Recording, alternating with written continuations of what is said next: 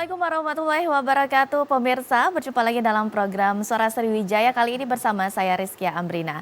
Saudara, pemerintah telah menertibkan peraturan tentunya pasal nomor 25 tahun 2024 memberikan prioritas kepada organisasi kemasyarakatan atau ormas keagamaan untuk mengelola tambang batubara. Dan kita akan membahas mengenai ormas kelola tambang, apakah sudah layak atau seperti apa, dan juga kita akan menghadirkan ketiga narasumber kita bagaimana pandangan dengan peraturan terbaru ini. Dan kita sudah hadirkan kedua narasumber kita langsung ke TVRI Sumatera Selatan. Yang pertama ada Bapak Ridwan Hayatuddin, SHMH, Ketua Pimpinan Wilayah Muhammadiyah Sumatera Selatan atau PWM Sumsel. Selamat sore Bapak, apa kabarnya? Selamat sore, Assalamualaikum, kabar baik. Waalaikumsalam warahmatullahi wabarakatuh. Sehat selalu tentunya Bapak. Alhamdulillah. Dan juga narasumber kita yang kedua ada Bapak Dr. Muhammad Husni Tamrin, Ahli Kebijakan Publik dari FISIP Universitas Sriwijaya. Selamat sore Bapak, apa kabarnya? Selamat sore Pak Gigi, alhamdulillah baik. Alhamdulillah Ya. sehat selalu tentunya. Dan juga kita sudah hadirkan narasumber kita melalui virtual, ada Bapak Andi Asmara STMM, Ketua Asosiasi Pertambangan Batubara Sumsel yang hadir secara virtual. Selamat sore Bapak. Apa kabar? Pak Husni apa kabar? Alhamdulillah sehat selalu. Apa kabarnya Pak Andi? Kemarin Iya, ngalor, boleh. dapat ide. Sehat. Alhamdulillah sehat selalu. Baik. Ya, sehat selalu. Baik, tentunya terima kasih sudah hadir bersama kami melalui virtual dan kita akan membahas mengenai ormas kelola tambang sudah layakkah. Dan untuk pemirsa yang ingin bergabung melalui line telepon di 0711 311 454 atau melalui WhatsApp di 0811 7871 974. Baik, untuk yang pertama mungkin kita ke Pak Ridwan terlebih dahulu mengenai peraturan yang sudah dan baru diterbitkan tentunya dari peraturan Presiden mengenai ormas yang diberikan karpet merah nih untuk mengelola tambang, bagaimana Pak untuk tanggapannya? Silakan. Terima kasih.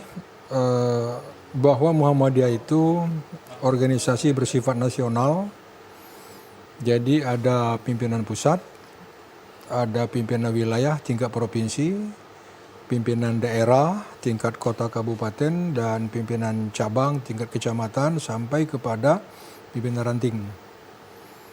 Bahwa pimpinan wilayah itu bagian dari pimpinan pusat.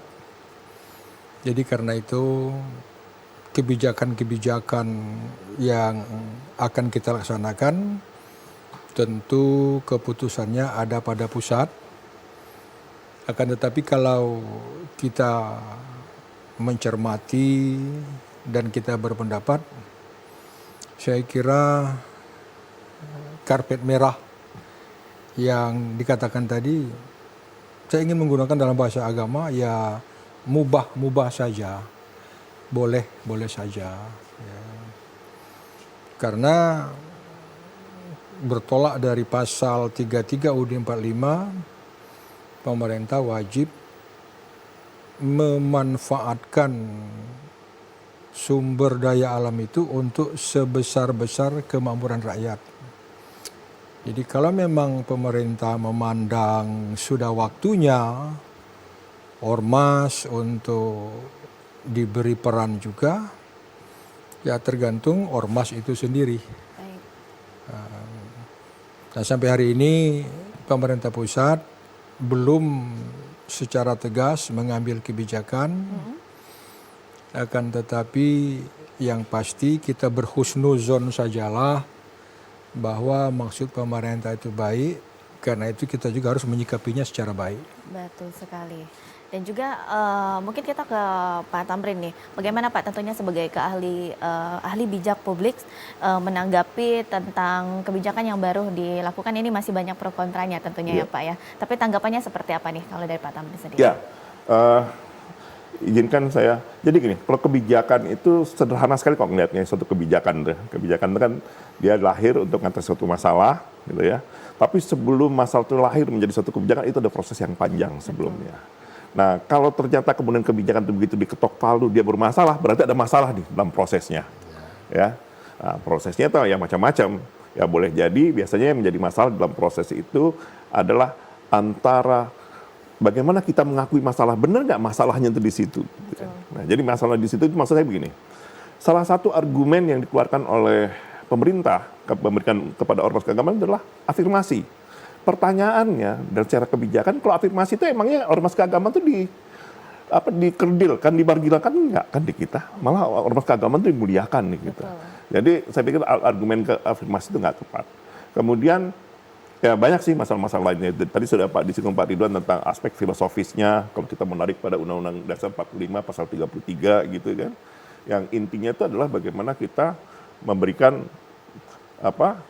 sumber daya alam itu untuk memberikan kemakmuran sebesar-besarnya untuk makmur rakyat gitu kan. Nah, dan selain itu juga bicara tentang tata kelola yang baik, Nah, saya ingat kalau saya boleh agak panjang, waktu saya masih semester 1 tuh, ya, berarti sekitar 40 tahun yang lalu lah gitu ya, gitu semester 1 saya belajar pengantar sosiologi itu, ada teori lama ngomong gini, bahwa masyarakat itu terdiri dari suatu sistem yang terdiri dari struktur dan fungsi gitu. Ini teori kuno sih sebenarnya, tapi masih relevan lah saya pikir ya kalau sekarang itu. Jadi masing-masing itu ada strukturnya. Nah, ada lembaga keagamaan, ada lembaga pemerintah, ada lembaga ekonomi, dan masing-masing punya fungsi. Ada yang nanti fungsinya adaptasi, ada yang fungsinya pencapaian tujuan, ada yang fungsinya integrasi sosial, ada yang fungsinya regulasi atau latensi. Nah, ormas keagamaan itu kan fungsinya bukan ekonomi gitu loh ya. Dan saya khawatir memang ini harus dicermati dengan hati-hati. Saya nggak berani juga bilang ini salah sama sekali, tapi ini harus dipertimbangkan secara matang. Dan sayangnya harusnya pertimbangan ini, diskusi ini dilakukan sebelum kebijakan diketok palu. Tapi karena sudah terlanjur ya nggak ada salahnya juga kita sekarang perbincangkan. Gitu. Baik, kebijakan ini tentunya sudah ada pro kontranya dan sudah ditetapkan. Tapi mungkin ada kekhawatiran tersendiri ya kalau dari Pak Tamrin sendiri atau seperti apa nih? Ya, kekhawatiran saya pertama pemberian pada ormas keagamaan gitu ya secara prioritas. Kan ini kan yang membuka peluang ini kan adalah disisipkannya pasal setelah terjadi perubahan menjadi PP 25 2024 kan, disisipkan pasal 83A yang memberikan kemungkinan bahwa wilayah izin usaha pertambangan khusus itu dapat diberikan secara prioritas kepada ormas keagamaan. Ini kan persoalannya. Nah, pengertian prioritas ini padahal menurut Undang-Undang Minerba harusnya dilakukan secara lelang. Prioritas itu hanya bisa diberikan kepada negara, ya, BUMN, BUMD gitu. Nah, kepada ormas keagamaan ini potensi bahayanya apa? Pertama, menjebak ormas keagamaan. Ormas keagamaan ini kan sebenarnya kalau kita bagi wilayah dunia wilayahnya ya, ormas keagamaan ini berada pada wilayah sakral, tambang ini wilayah profan. Ini kan mendowngrade ormas keagamaan gitu. Kemudian potensi konflik horizontal. Betul. Tambang itu banyak masalah gitu ya dengan masyarakat, dan masalahnya selalu dengan masyarakat lokal. Betul. Nah, jangan sampai menyeret ormas-ormas keagamaan yang tadinya ormas keagamaan seperti dia saya tahu tuh berada di belakang masyarakat. Kalau misalnya dia menjadi pengelola tambang nanti malah berhadapan dengan masyarakat gitu kan. Betul. Padahal fungsi ormas keagamaan itu adalah melakukan integrasi sosial gitu. Baik, kita akan bertanya tentunya dengan Pak Andi Asmara yang sudah bergabung bersama kami melalui virtual. Untuk Pak Andi Asmara bagaimana nih Pak tentang pandangan dengan kebijakan publik yang memang untuk ormas ini sudah diberikan karpet merah nih oleh pemerintah, seperti apa Pak? Silakan Pak Andi.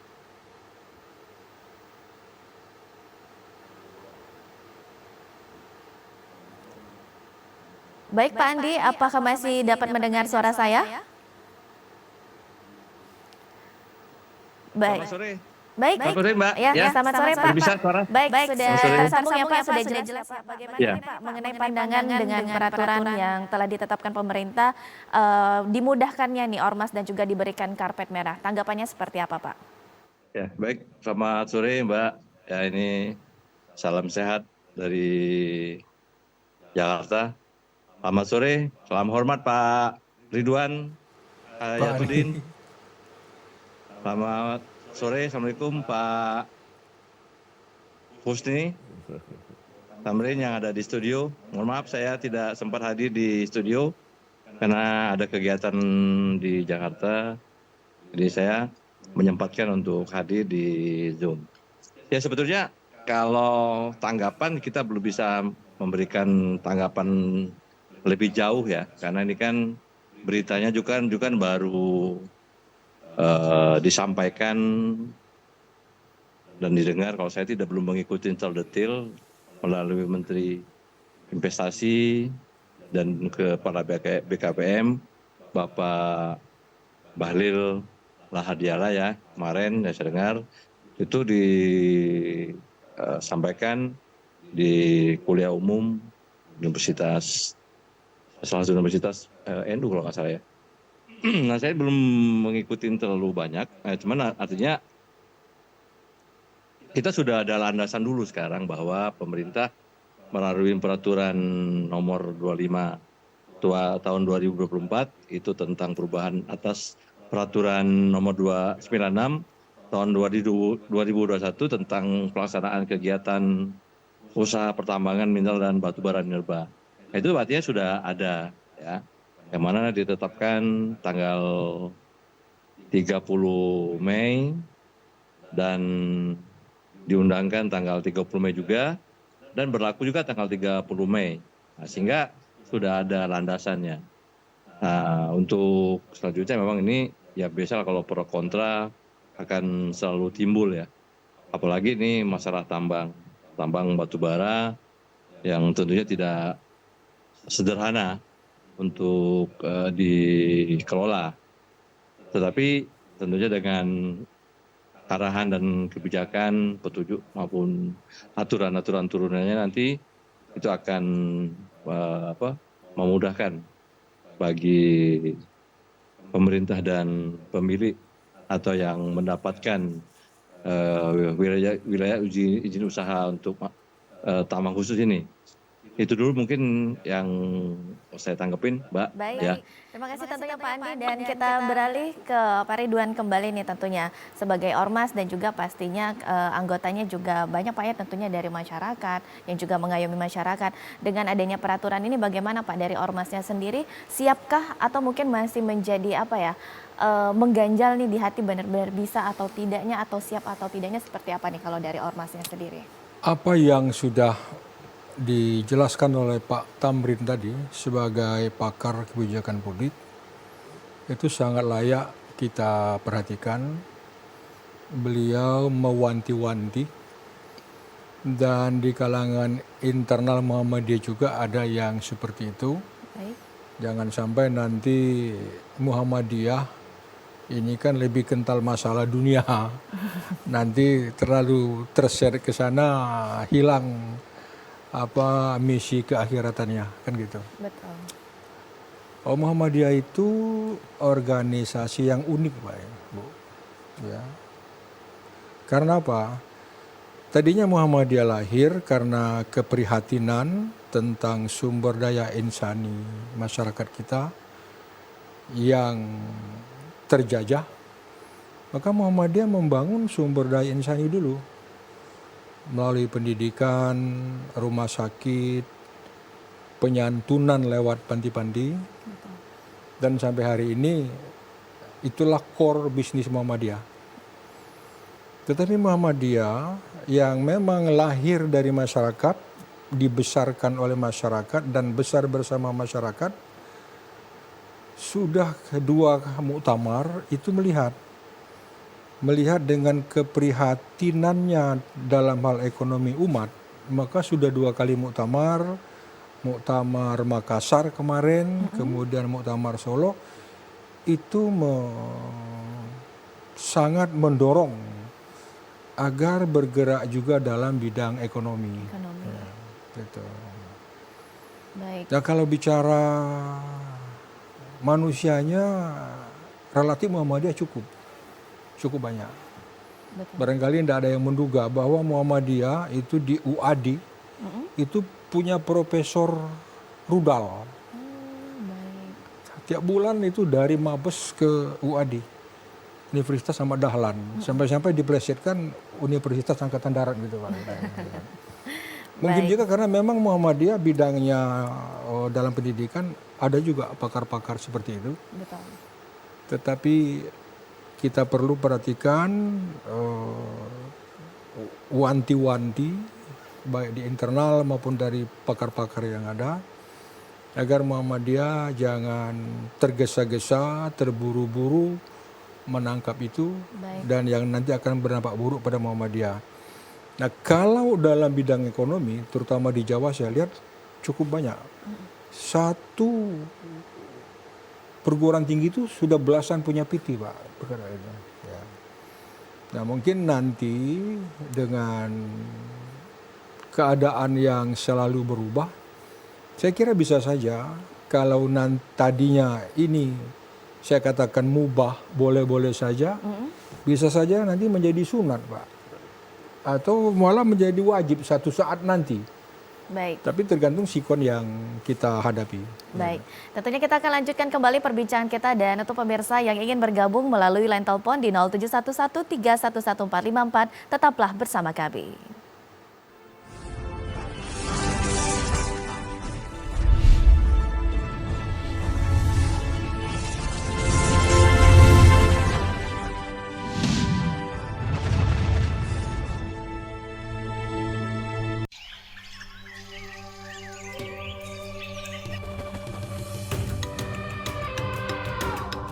Taman Nasional Waikambas, kawasan konservasi dengan luas sekitar 125.000 hektar, kaya akan satwa liar dan menjadi habitat gajah Sumatera, Elepas maximus sumatranus. Keberadaan kawasan konservasi Waikambas sangat penting untuk melindungi satwa gajah yang masuk kategori appendix ini. Dan inilah lokasi tempat keseharianku sebagai seorang maut. Interaksiku bersama hewan besar ini membangun keterikatan emosi layaknya orang tua dan anak.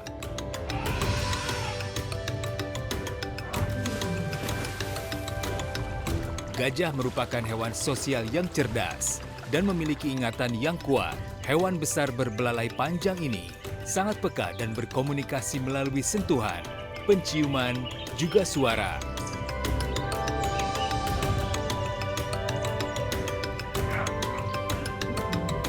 Konflik gajah dengan manusia, penyusutan hutan habitat alami gajah, dan perdagangan gading ilegal menyebabkan gajah diambang kepunahan. Satu pesanku, hidup berdampingan dengan gajah, cegah kepunahan.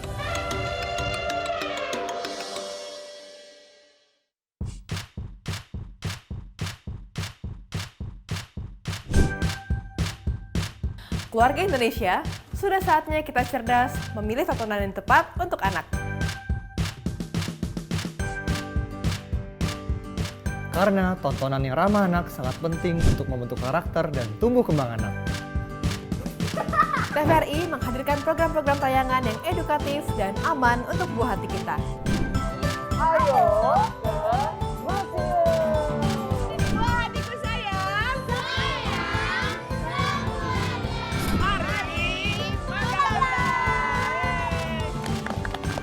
Kami, anak-anak desa, hidup dari lontar. Seru-seru kan acaranya? Seru banget! Teman-teman jangan lupa nonton TVRI ya. Dan pastinya ramah untuk anak.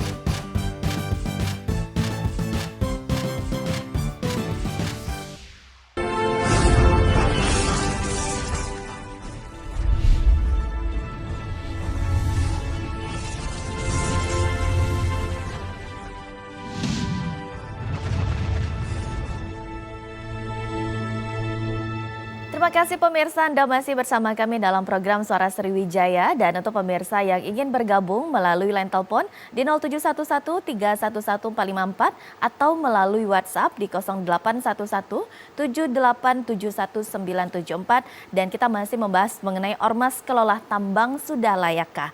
Dan kita lanjutkan kembali perbincangan kita sekarang bertanya untuk Pak Tamrin nih Pak. Tentunya ini masih menjadi konflik juga di tengah masyarakat. Ini kalau Bapak melihat saat ini bagaimana nih dengan tanggapan masyarakat dengan kebijakan ini Pak, seperti apa?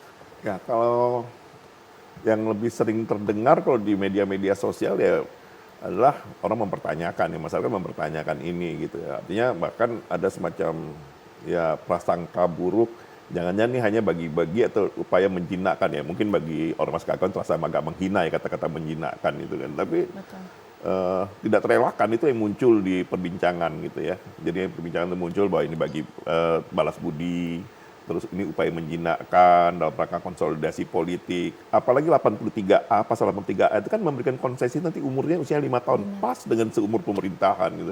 Sehingga ya nggak bisa disangkal juga kalau orang berprasangka kemana-mana gitu kan. Baik, kita mungkin kembali ke Pak Andi. Pak Andi masih bergabung bersama kami, Pak Andi? Masih Mbak, masih. Baik, Pak Andi bagaimana nih Pak kalau melihatnya sebagai Ketua Asosiasi Pertambangan Batubara tentunya dengan pandangan ini kira-kira pastinya berdampak juga kah untuk perusahaan-perusahaan yang memang saat ini sedang berjalan dan nantinya juga ormas ataupun nanti bisa dibilang berkolaborasi tentunya berkemungkinan tentunya ya Pak ya, atau bagaimana boleh nih Pak Andi silakan tanggapannya Pak. Ya sebenarnya kalau dampak ya kita belum bisa melihatnya apakah ini akan berdampak atau tidak. Yang pasti ini kan kita ini baru saja kan dibuka moratorium untuk mendapatkan tambang itu mengikuti proses tender. Ini kan sudah sudah dijalankan dan juga ada yang sudah mendapatkan. Nah itu kan prosesnya kan itu kan berjenjang ya. Nah kalau proses yang sekarang ini adalah ormas keagamaan itu mendapat izin usaha wilayah pertambangan batubara ya. Kalau mineral mungkin itu agak panjang karena akan persiapan itu akan lebih kompleks. Kompleksitasnya enggak sederhana.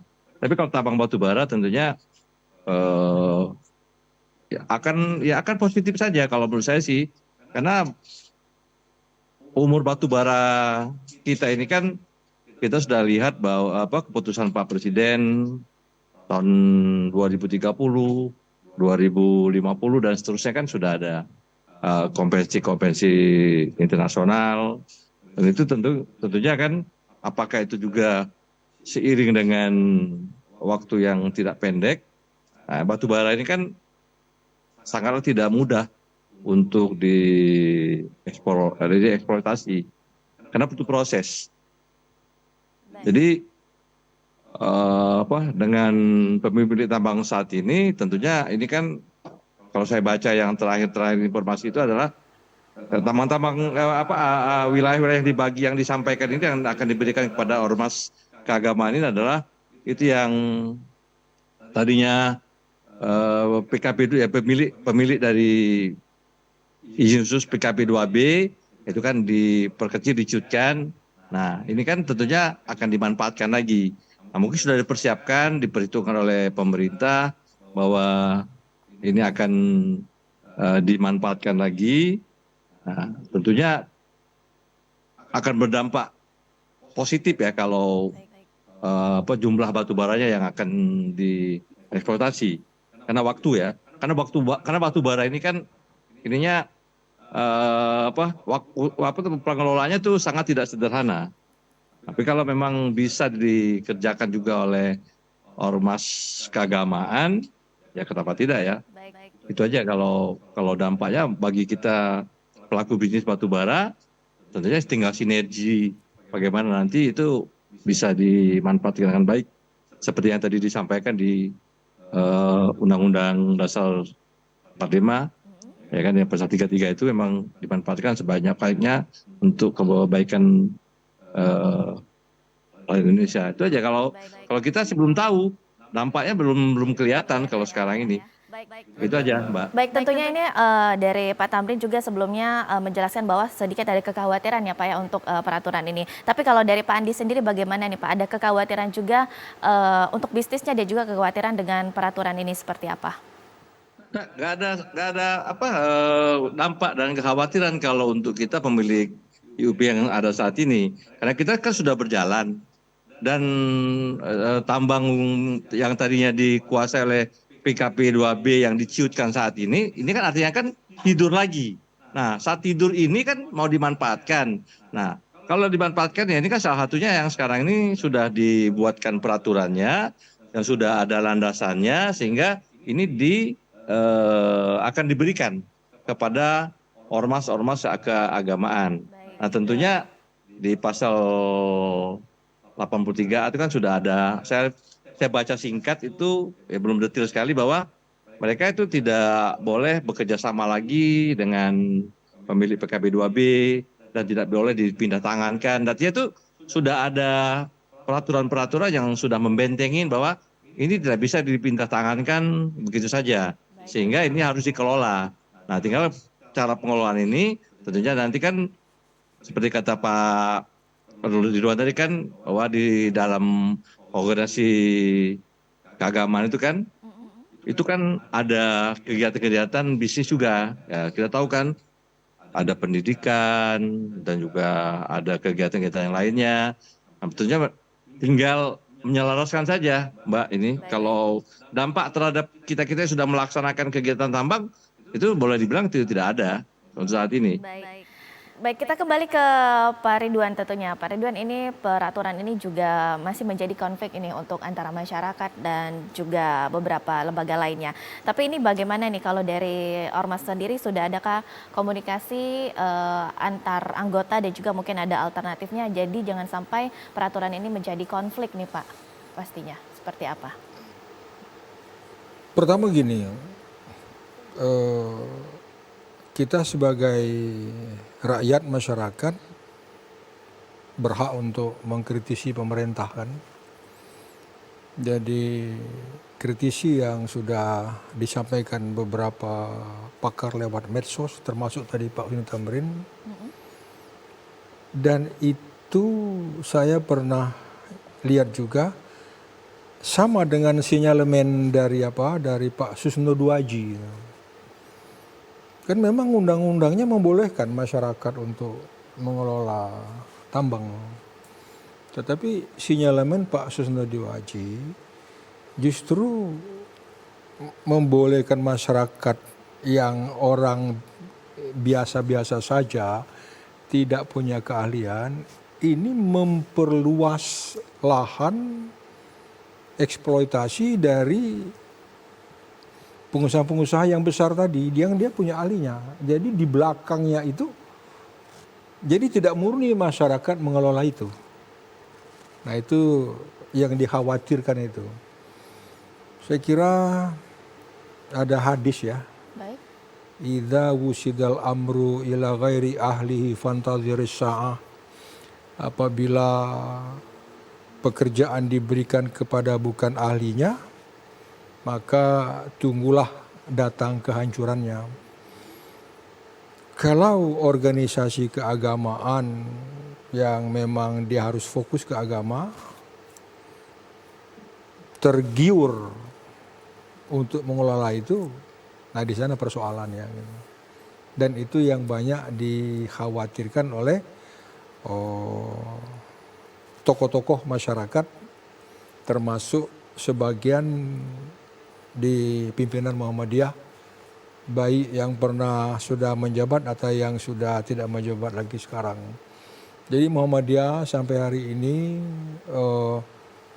belum ada tanda-tanda menunjukkan kehendak untuk memanfaatkan karpet merah, itu belum. Tetapi seperti saya katakan tadi, bahwa Muhammadiyah itu memang unik, sebutannya organisasi keagamaan, tapi dia punya perangkat yang lengkap, gitu. Termasuk pakar-pakar, praktisi-praktisi, bahkan teknokrat-teknokrat. Mungkin satu saat nanti, kalau memang memungkinkan, bisa saja. Kalau sekarang saya katakan lagi, mubah, boleh-boleh saja, bisa jadi sunat, bahkan bisa jadi wajib ke depannya gitu. Baik. Tapi kalau saat ini belum ada tanda-tanda ya Pak ya. Tapi nanti mungkin dari peraturan ini kita tidak tahu dampak ekonominya seperti apa. Dikaji lagi. Harus dikaji lagi dan juga harus dipersiapkan dengan matang pastinya ya Terus Pak ya. terang kajian juga termasuk kajian politis. Baik, kajian politis dan juga baik. Kajian pun juga dikaji. Betul sekali. Dan pemirsa, kami akan kembali tentunya setelah jeda berikut, tetaplah bersama kami dalam Suara Sriwijaya.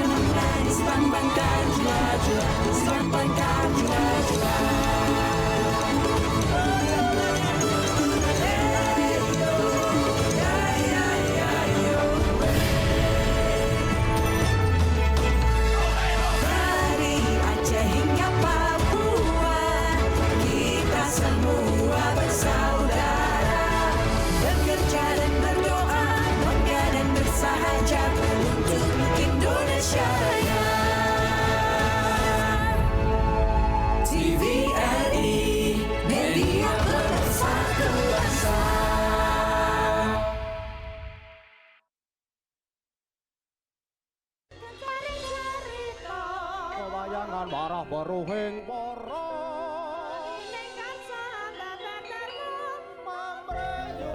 Salah satu keanekaragaman budaya Jawa yang masih favorit hingga saat ini adalah wayang.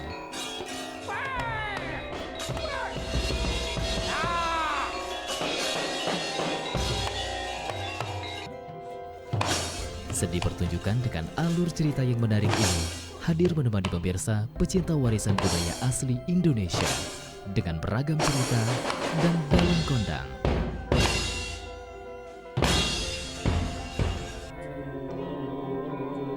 Wayang setiap Sabtu pukul 22 waktu Indonesia bagian Barat.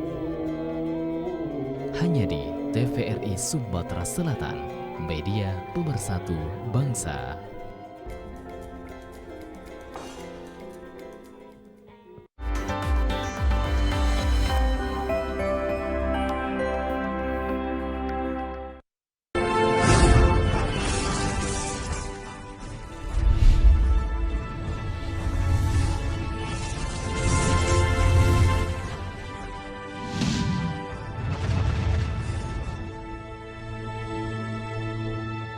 Pemirsa, Anda masih menyaksikan program Suara Sriwijaya dan untuk pemirsa yang ingin bergabung melalui line telepon di 0711311454 atau melalui WhatsApp di 081178719774. Baik, kita akan kembali menyapa Pak Andi yang masih bergabung bersama kami melalui virtual. Pak Andi, bagaimana nih Pak untuk sejauh ini apakah sudah ada kolaborasi nih antara Ormas mungkin lembaga lainnya dalam pertambangan batubara yang khususnya juga ada di Sumsel ini Pak? Ya kalau sampai dengan saat ini di Sumsel itu masih kita Asosiasi Pertambangan Batubara Sumsel itu semua anggotanya itu adalah pemilik IUP produksi.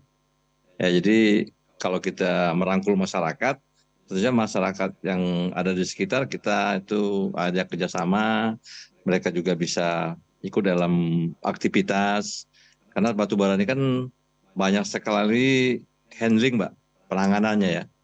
Karena apalagi di Sumsel, nah, saya tidak tahu apakah wilayah usaha pertambangan yang diberikan kepada ormas keagamaan itu apa juga ada di wilayah Sumatera Selatan.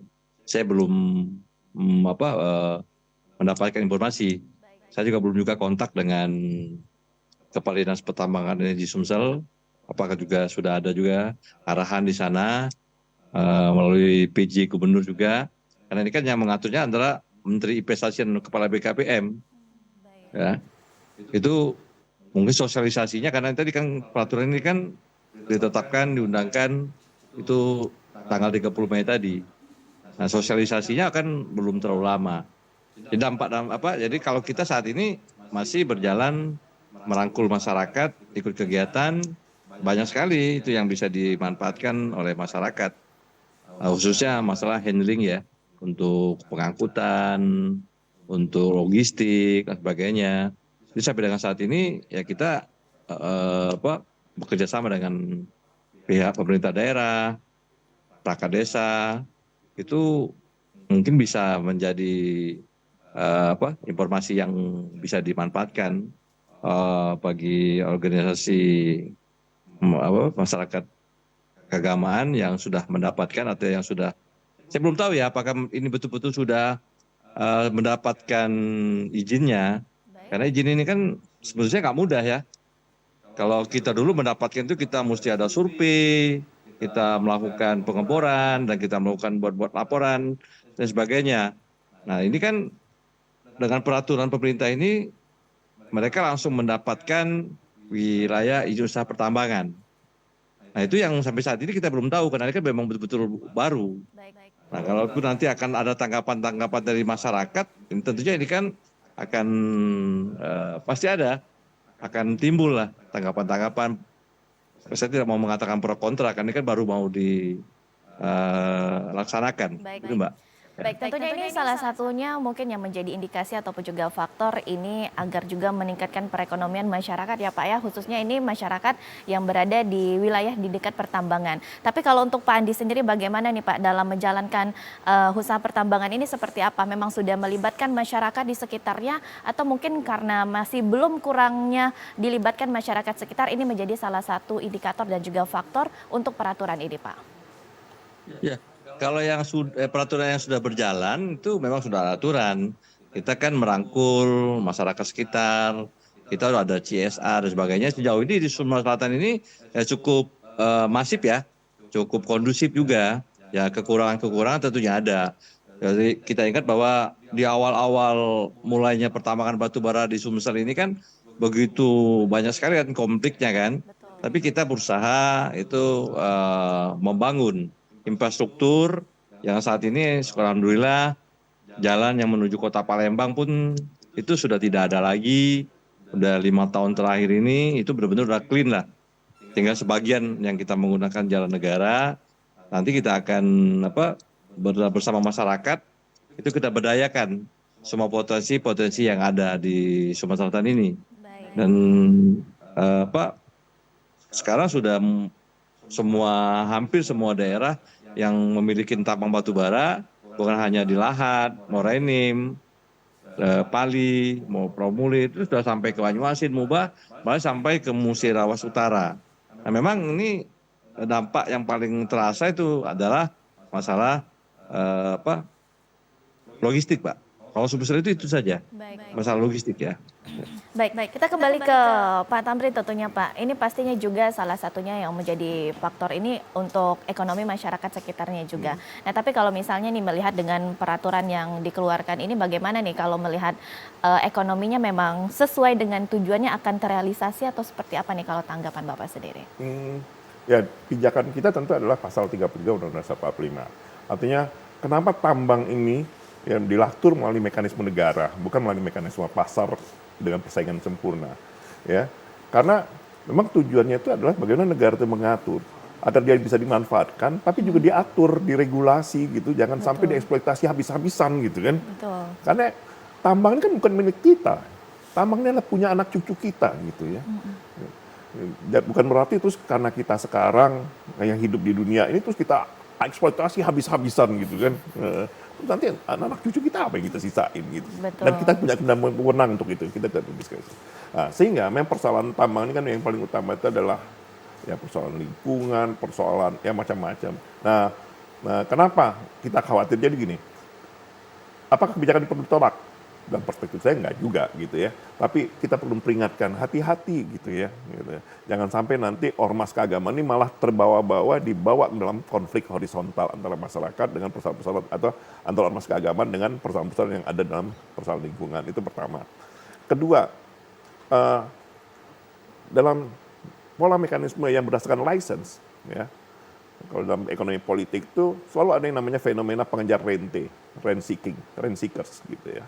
Rent seeker ini ada orang-orang yang memegang licensing, terus walaupun tidak boleh dijual gitu ya, tapi itu kita semua tahu lah rahasia umum di lapangan bagaimana ya. Betul. Nanti saya punya license, saya bagi kepada kontraktor-kontraktor dan di situ ada transaksi yang sebenarnya merupakan transaksi yang tidak produktif, merupakan aktivitas yang tidak produktif secara langsung gitu.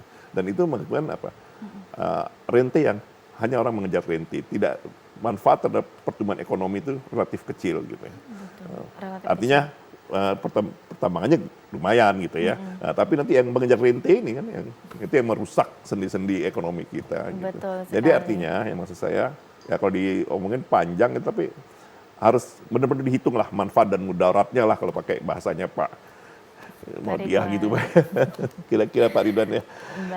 Jadi harus benar-benar kita hitung, jangan sampai nanti maksud hati ingin membangun umat, tapi jangan sampai nanti justru yang terjadi adalah kita membawa mudarat-mudarat yang malah menghilangkan fungsi ormas keagamaan itu sendiri. Itu sebenarnya. Betul, benar sekali tentunya. Nah juga ini sekarang dari masyarakat juga ini banyak pro kontranya juga kritik-kritik yang mungkin banyak memberikan kritik negatif ya tentunya Pak, bahwa masih banyak masyarakat yang menyatakan bahwa pengelolaan tambang ini jika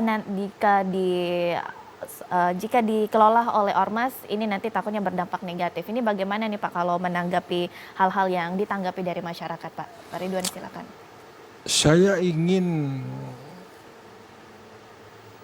menambahkan dulu dari Pak Husni Tamrin tadi. Terus terang kelemahan yang secara tradisional tidak bisa diatasi oleh negara kita, masalah kontrol. Ya. Di desa-desa itu untuk cari kayu api pun sulit masyarakat. Semua tanah sudah habis oleh kebun-kebun sawit. Jadi yang kata Pak Husni Tamrin tadi, tidak ada lagi untuk anak cucu. Ada yang mereka jual, tapi juga banyak yang tergusur gitu. Begitu juga tambang. Saya lihat prakteknya, apakah di lahan Morainem, masyarakat itu menjual kok. Bukan dia ikut serta enggak. Jadi sudah dijual dengan harga ratusan juta, ya sudah. Hilanglah milik dia, yang di sana ada hak anak cucu mereka. Nah itu yang terjadi. Nah, kalau hal ini terjadi juga ikut serta di dalamnya ormas keagamaan, nah itu yang memang yang dikhawatirkan gitu. Insya Allah kalau Muhammadiyah sampai hari ini tolong doakan juga belum pernah terjebak dalam hal-hal yang demikian itu. Ya. Muhammadiyah selalu berpikir mudarat, manfaat, dan dasarnya adalah kepentingan masyarakat itu sendiri. Baik, tentunya kita akan lanjutkan kembali perbincangan kita mengenai Ormas Kelola Tambang untuk sudah layak atau juga dengan peraturan yang baru ditetapkan. Dan untuk pemirsa yang ingin bergabung melalui line telepon di 0711311454 tetaplah bersama kami.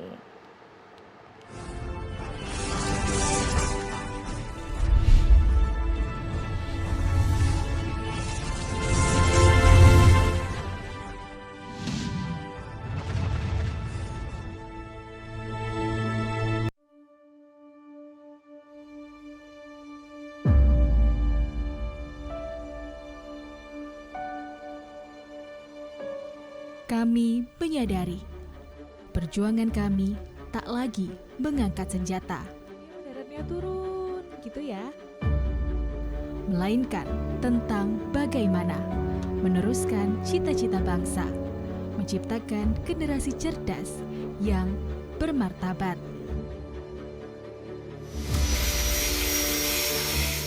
Kami yakin semua bisa dicapai.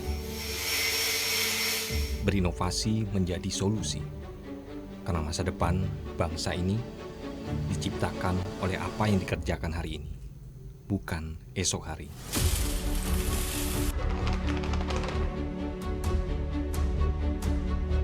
Kami sadar tak perlu menjadi yang hebat untuk membangun negeri ini, melainkan fokus mengembangkan kreativitas akan lebih berarti bagi yang menikmati.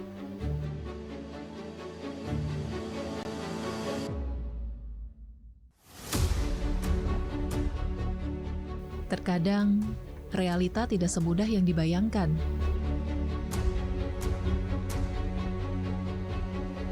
Kami tak pernah menyerah pada apa yang dihadapi. Setelah ini, apakah ada pengolahan lebih lanjut lagi dari Bukan sebatas informasi, tapi tentang bagaimana mengabarkan kebenaran hari ini untuk perubahan di masa depan. Sampah bukan hanya tanggung jawab pemerintah saja, namun juga tanggung jawab kita semua. Demikian kondisi terkini kami laporkan. Siapapun dan dari manapun kami tetap pemuda Indonesia.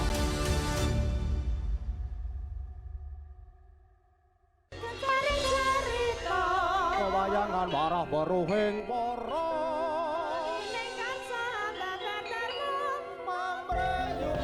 Salah satu keanekaragaman budaya Jawa yang masih favorit hingga saat ini adalah wayang.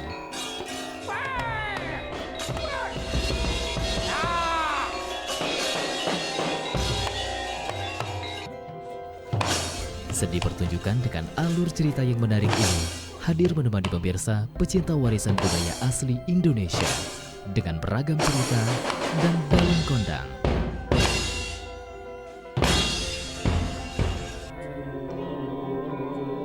Wayang setiap Sabtu pukul 22 waktu Indonesia bagian Barat. Hanya di TVRI Sumatera Selatan, media pemersatu bangsa.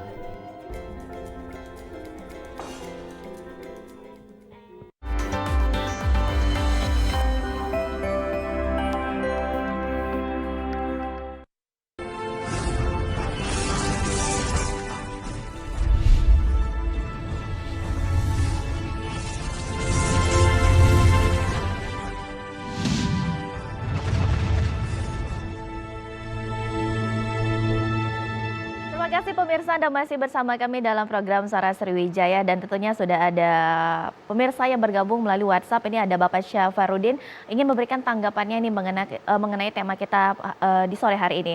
Untuk diskusi hari ini membahas mengenai tentang pengelolaan tambang oleh ormas keagamaan yang sudah didapatkan dari pemerintah. Secara pribadi dari Pak Syafarudin kurang sependapat bahwa ormas masuk dalam ranah pengelola tambang dan karena sudah keluar dari jalur tujuan ormas itu sendiri, apalagi ormas Islam itu sendiri, maka tidak tepat. Dan demikian salam hormat untuk para narasumber dari Bapak Letkol Purna Irawan, Dr. Andes Syafarudin, pemerhati Suara Sriwijaya. Terima kasih Bapak atas tanggapannya. Baik, dan mungkin kita ke Pak Ridwan kembali nih. Bagaimana nih Pak, tentunya dengan pesan dan juga mungkin harapan nih dengan adanya kebijakan ini seperti apa dari Muhammadiyah sendiri? Silakan Pak. Sebutan kebijakan, ya, jadi harus bijak. Ya. Makna bijak itu adalah terobosan. Terobosan dari suasana yang konvensional dibikin terobosan dengan harapan manfaat yang besar.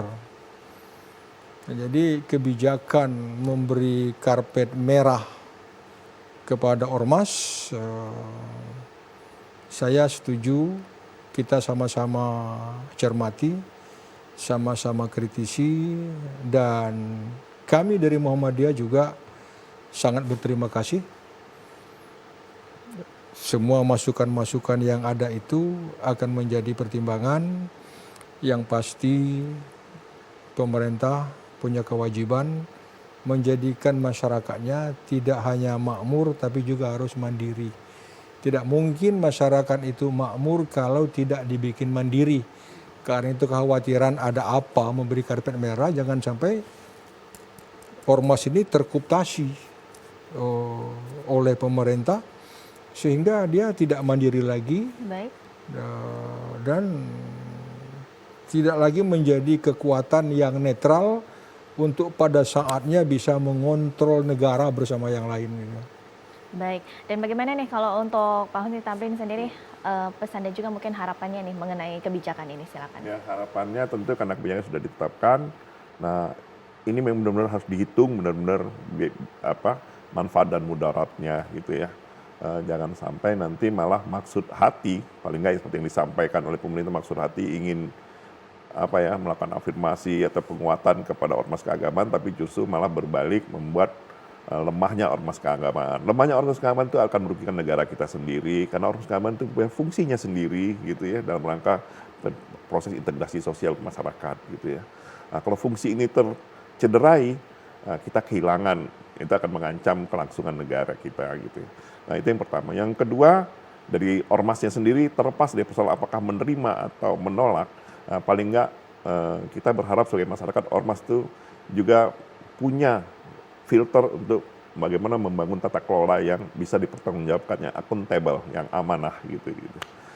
Nah, sehingga semua apa yang dimaksud untuk kesejahteraan rakyat semuanya itu benar-benar bisa tercapai, itu sih sebenarnya. Baik ya, semuanya tercapai ya sesuai dengan tujuan dari kebijakan yang dibuat oleh pemerintah. Baik, untuk Pak Andi masih bergabung tentunya Pak Andi, bagaimana Pak untuk harapannya nih dengan adanya kebijakan yang baru dikeluarkan oleh pemerintah dan mungkin harapan dari teman-teman pertambangan di batubara yang ada di daerah Sumsel, silakan Pak.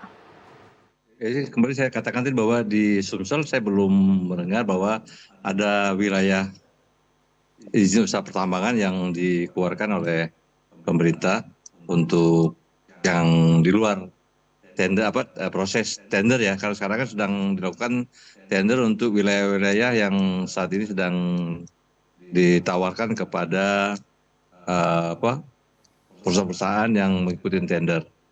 Nah, tentunya kalau yang disampaikan dan diberikan oleh pemerintah ke organisasi keagamaan, ormas keagamaan itu beda ya, sangat beda sekali. Tentunya kajian ini kembali seperti kata Pak Ridwan tadi kan, ini catatan Pak Husni tadi kan, ini wilayahnya kan karena mereka tidak mengikuti proses, karena mereka langsung diberikan wilayah izin usaha pertambangan. Tinggal bagaimana nanti ini kebijakan ini bisa dimanfaatkan. Kalau menurut saya, kalau itu kalau memang dari organisasi keagamaan bisa memanfaatkan, dia bisa membentuk satu badan energi, badan yang bisa mengelola tambang, itu tentu mereka lebih tahu ya ke arah mana akan dibawa. Yang pasti memang khususnya tambang batu bara ini itu ada beberapa tingkatan proses ya untuk supaya ini bisa jadi dampak atau manfaat ekonominya. Karena ini panjang sekali Mbak Rizkia ya, ini kalau kita bicaranya mungkin di session lain ya. Tapi kalau soal untuk ini apakah ini mendatangkan kebaikan dan sebagainya, tentunya itu sudah dipertimbangkan oleh pemerintah, di mana peraturan pemerintah itu sudah ada dan tinggal mungkin sosialisasinya itu yang perlu diperketat atau perlu ditambah lagi sehingga orang tahu untuk apa, arahnya kemana. Nah kalau sekarang kan orang juga bertanya, sangat mudah sekali organisasi masyarakat keagamaan mendapatkan izin. Sedangkan ada di beberapa daerah juga sedang menunggu kan tender untuk supaya bisa mendapatkan wilayah tambang yang baru. Dan juga masyarakat yang ada di sekitar Sumatera Selatan ini juga menunggu juga bahwa mereka juga semua berkeinginan. Seperti kita ketahui kan ada beberapa dari masyarakat juga pernah mengajukan tambang rakyat. Nah, ternyata kan tambang rakyat itu juga tidak sederhana, bahwa semua prosesnya sama seperti yang kami lakukan saat ini. Mereka harus melakukan kajian, mereka juga melakukan FS, sampai itu adalah tanggung jawab sampai ke reklamasi sebagainya. Nah itu mungkin yang ditunggu oleh masyarakat itu bagaimana supaya bisa mendapatkan itu. Nah ini yang perlu dipertegas oleh pemerintah dan juga mungkin sosialisasinya dan kajiannya dari organisasi masyarakat. Baik, terima kasih tentunya untuk Pak Andi Asmara sudah bergabung bersama kami melalui virtual. Kita sudah membahas mengenai tema hari ini. Terima kasih Bapak atas waktunya dan juga kesempatannya kita sudah berbincang bersama kami di Suara Sriwijaya. Terima kasih Pak Andi, selamat petang tentunya. Dan juga terima kasih untuk narasumber kita yang juga sudah hadir langsung di TVRI Sumatera Selatan. Tentunya kebijakan ini masih menjadi pro kontra ya Pak ya. Dan kita sama-sama ini baik dari ormas, dari masyarakat, kalau memang bisa memungkinkan untuk berkolaborasi apa ya bisa dikolaborasi, tentunya kita harus bermanfaat juga untuk masyarakat sekitar, apalagi masyarakat yang di daerah pertambangan ya. Baik, terima kasih untuk Pak Ridwan Hayatuddin, SHMH Ketua Pimpinan Wilayah Muhammadiyah Sumatera Selatan, dan juga Bapak Dr. Muhammad Hunis Tamrin, Ahli Kebijakan Publik dari FISIP Universitas Sriwijaya untuk tema hari ini dan sudah membahas mengenai Ormas Kelola Tambang. Terima kasih Bapak dan saudara, demikian Suara Sriwijaya kali ini. Akhir kata saya Rizky Amrina pamit undur diri. Terima kasih, sampai jumpa.